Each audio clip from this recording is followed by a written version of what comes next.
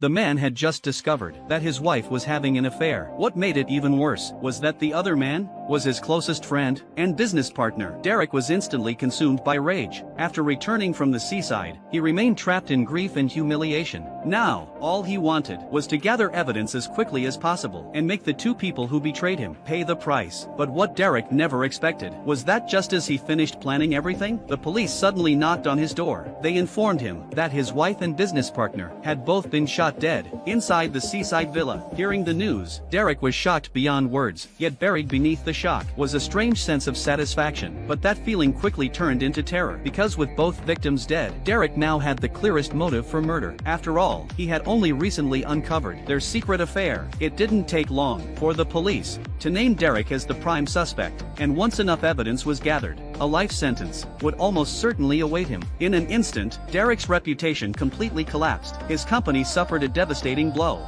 Business partners immediately cut ties with him. Employees resigned one after another, and the once thriving sports agency became completely deserted overnight. Derek had lost everything: his wife, his career, and possibly even his freedom. Just as he was nearing a mental breakdown, Lisa, the detective he had the affair with, appeared once again. Right after the funeral ended, Lisa quietly pulled Derek aside and informed him that the investigation had made no progress. According to her, the police still considered him their #1 suspect. At that moment, Derek suddenly realized something was terribly wrong, because it was Lisa who first told him about his wife's affair.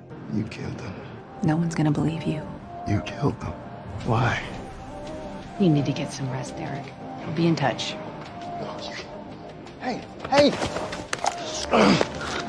I could kill you right now in self-defense. And in that instant, everything finally became clear.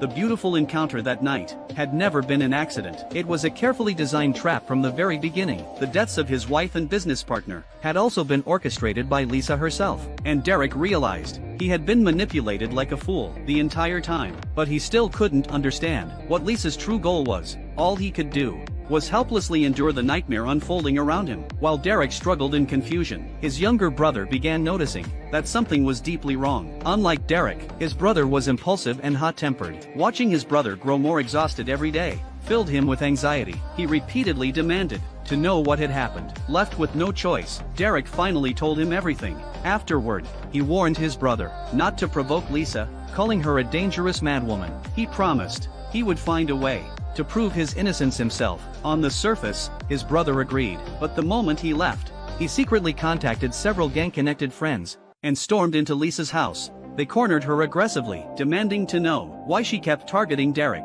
But Lisa was a trained detective. Even in danger, she remained far calmer than ordinary people. Pretending she needed to use the bathroom, she suddenly slammed the toilet lid into one of the thugs. Then she seized the opportunity to grab a shotgun hidden in the ceiling. Within moments, she killed both the gang members and Derek's younger brother. Afterward, Lisa calmly called Derek and asked him to meet her at a seaside villa. And finally, the terrifying truth behind everything was about to be revealed.